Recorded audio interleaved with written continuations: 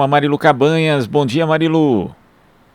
Olá, Glauco, bom dia. Bom dia a quem está acompanhando aqui o Jornal Brasil Atual nesta segunda-feira. A gente vai falar neste momento, Glauco, com a Luciene Pereira Carris Cardoso, ela que é mestre e doutora em História pela Universidade do Estado do Rio de Janeiro, e ela acaba de lançar o livro Histórias do Jardim Botânico, um recanto proletário na Zona Sul Carioca, 1884-1962. Olá, Luciene, seja bem-vinda, bom dia. Bom dia, obrigada pelo convite, prazer em conhecê-la, Marilu, prazer conhecer todo mundo aí da rádio, obrigada aos ouvintes também, né, por esse espaço para falar um pouquinho do livro. Muito bem, Luciene, a gente já vai falando aqui sobre como o Jardim Botânico, ali o bairro, né, era no século passado, era um subúrbio proletário, né? Então, parte da história da indústria têxtil, do movimento operário no Brasil, ocorreu ali nas ruas do bairro, né? Os ideais anarquistas, sindicalistas, socialistas. Eu queria que você falasse dessa importância de se resgatar essa história, que é do Jardim Botânico, que é do Rio de Janeiro, mas que é do Brasil. É um pouco desconhecido essa história da industrialização no Rio de Janeiro, especialmente na Zona Sul, como a gente conhece hoje, na Zona Sul do Rio de Janeiro. Porque no século XIX, o centro, a cidade, né, começou, na verdade, no centro da cidade. Então, essa região era uma área muito distante do centro, e uma área de muitas chácaras, a área que foi criado o Jardim Botânico de Dom João, né? Então, ficou associado a isso. Isso tudo aqui fazia parte da antiga freguesia da Gávea. Né, também o Jardim Botânico era Gávea. E aí eu fiz esse recorte de estudar as duas fábricas grandes que existiam aqui, que era a fábrica Corcovado e a fábrica Carioca, que depois foi adquirida pela América Fabril, que eu moro aqui na Rua Pacheco Leão, né, então tem toda essa questão da identidade, do pertencimento com o bairro.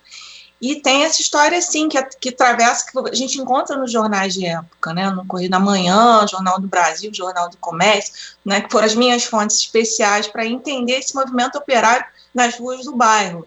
Então, os operários chegaram a derrubar os bondes durante a revolta da vacina de 1904. Então, assim, é bastante interessante, é bastante rica.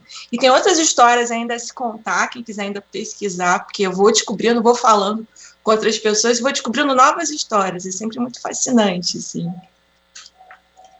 Ponto de vista, né, desse ponto de vista do proletariado, né, então o crescimento ali do bairro, ele teve muita influência também por conta dessas indústrias que você falou, Sim. desse operariado, e você falou que tem muitas histórias, né, então essa que você está falando, né, do bonde, enfim, e tem outras histórias, não é isso, Sim, Luciene? Que marcam também essa presença do proletariado aí, né? sim, gente, tinham mais de 1.000 operários que trabalhavam nessa fábrica carioca, que é aqui onde eu moro, a antiga fábrica carioca, do lado do resquício que ainda tem remanescente, que é a Vila Operária, né, da Companhia de Saneamento do Sauer, que também foi uma das vilas operárias aqui do bairro, mas as fábricas não existem mais, então essa reminiscência não tem. E aí, nas pesquisas nos jornais, nas notícias de época, eu vi muita questão, assim, das greves operárias, muitas greves nas ruas do Jardim Botânico, que concentravam até 1.000 pessoas. Né, eu achei isso fascinante. Você imagina hoje o Jardim Botânico, a Rua Pacheco Leão, a Rua Jardim Botânico, a Lopes Quintas, concentrando uma massa de operariado, reivindicando os direitos, né, melhores condições de trabalho, de vida, né, lutando contra a carestia, contra a opressão, né, porque a disciplina da fábrica era muito grave, era muito forte, era muito opressora. Né, todo mundo acho que conhece um pouco como é que era a disciplina da fábrica nesse período, e é um período um pouco também desconhecido da história da Zona Sul, especialmente do Jardim Botânico, né, dessa Zona Sul aqui.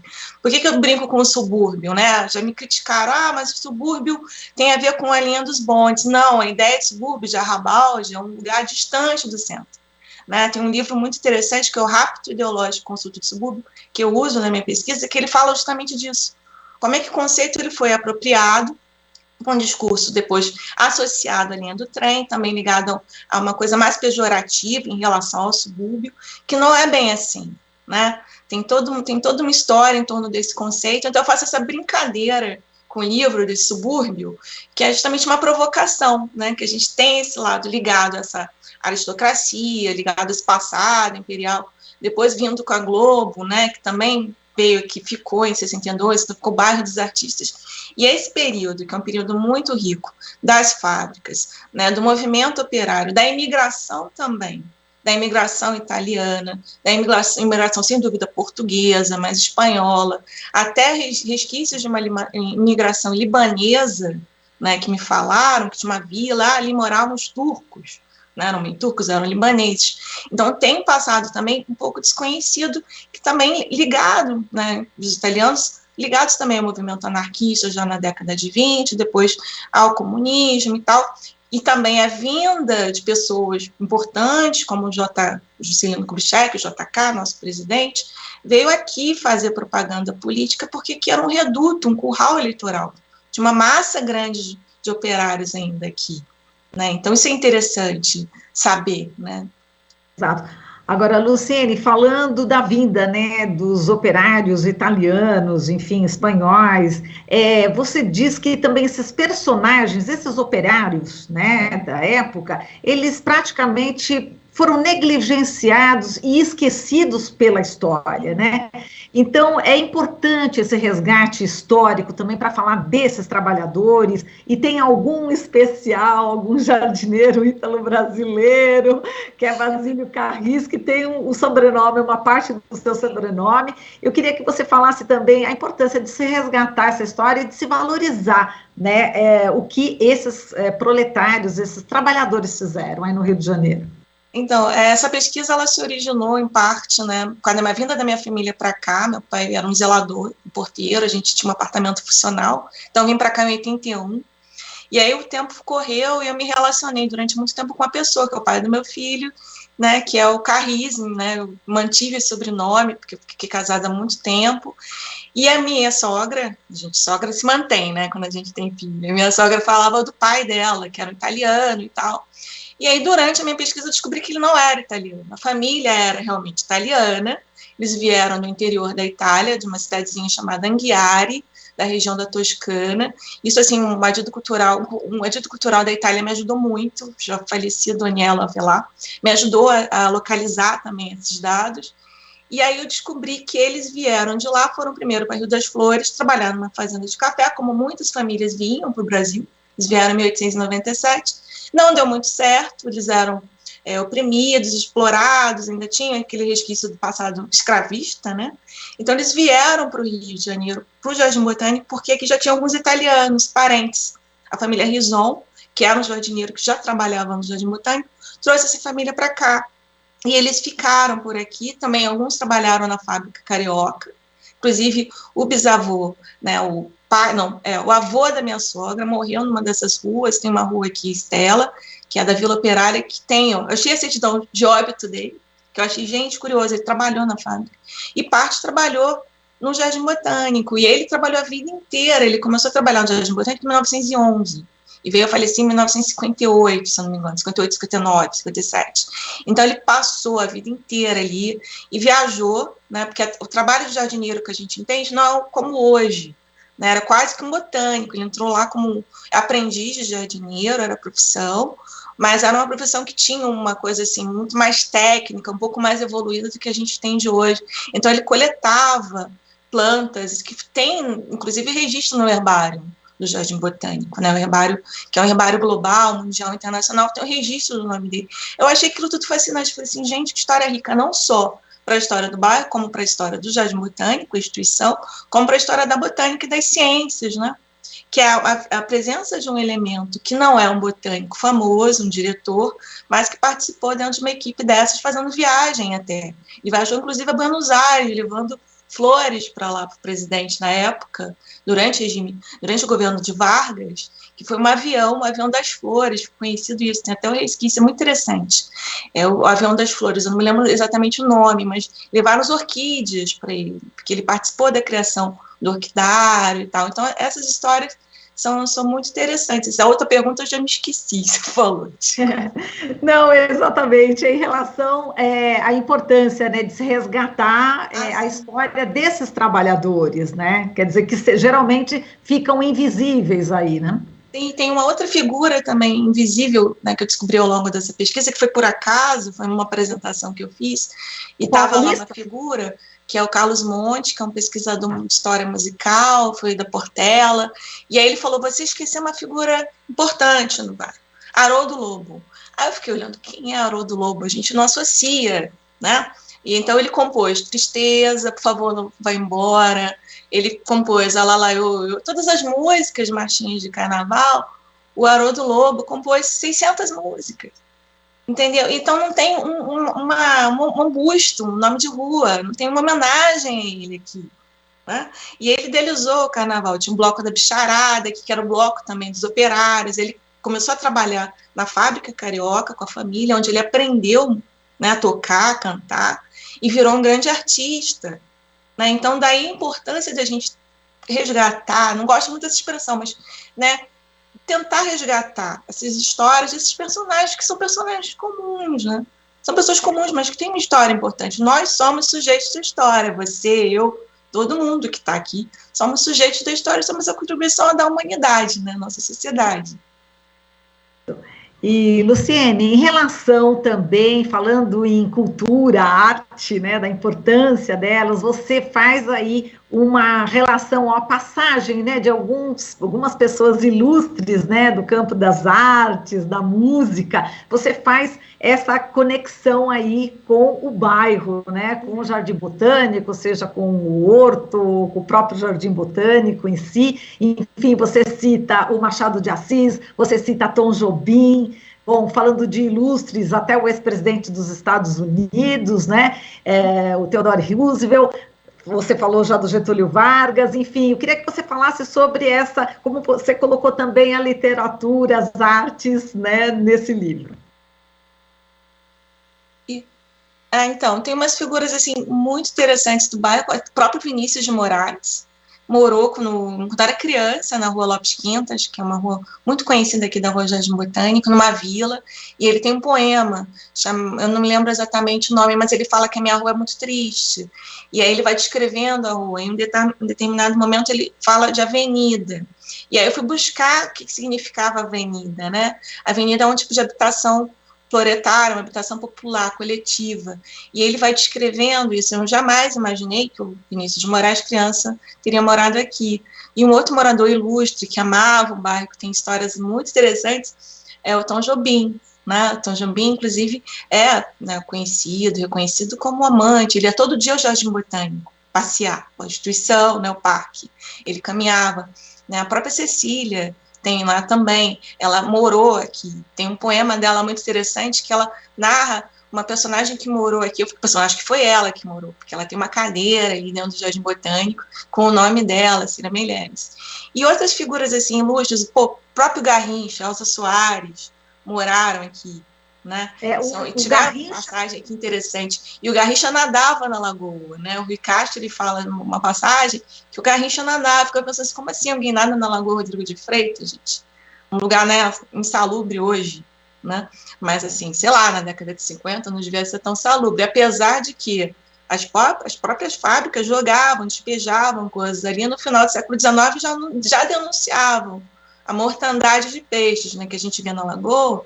Não é uma coisa atual, né, é uma coisa assim antiga, né, e já falavam desse período dessa insalubridade da lagoa. Eu fico imaginando uma pessoa mergulhando na lagoa, mas outras pessoas falavam para mim, de mais antigas, que nadavam, chegaram a nadar na lagoa, então era possível, né, ter até recentemente, sei lá, 50 anos atrás, poder mergulhar na Lagoa Rodrigo de Freitas, que é fascinante, né, fico pensando assim, meu Deus, e enfim, são tantas histórias, assim, contar em um período tão curto de tempo.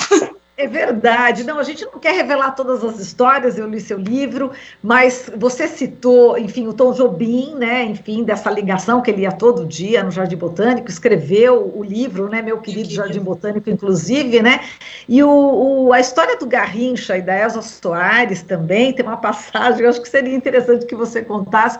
Eles sofreram um ataque, não é isso, na casa deles, né?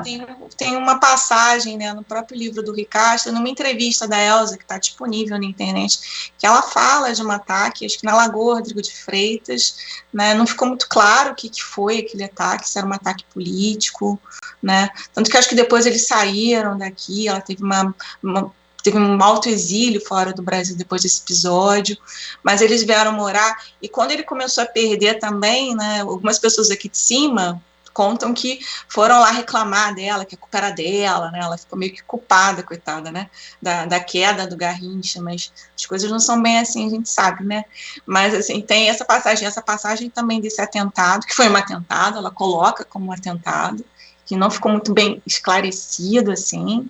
Ele também está no livro do Ricastro, né, na biografia dele, Estrela Solitária, que é fascinante também, né, para quem não conhece, o livro dele é maravilhoso.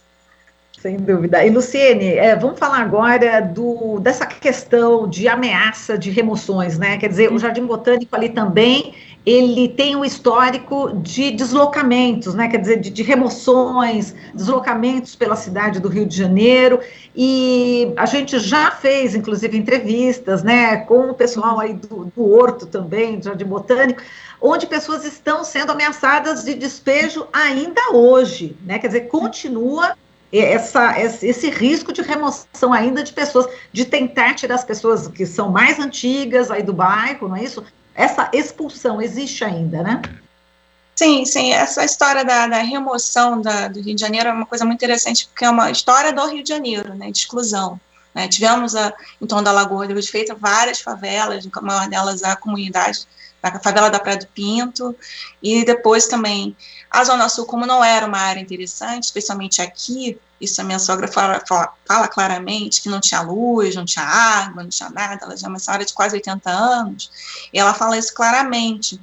E muitas pessoas vieram e ficaram, né, no Jardim Botânico. Muitos eram trabalhadores. Então, tem um registro, sim, de 621 famílias que moram na comunidade aqui do Horto, que sim, mas só que recentemente elas conseguiram aqui pelo prefeito, o prefeito assinou decreto de reconhecimento de área de atenção, de especial de atenção social, não sei o nome todo, é a AES.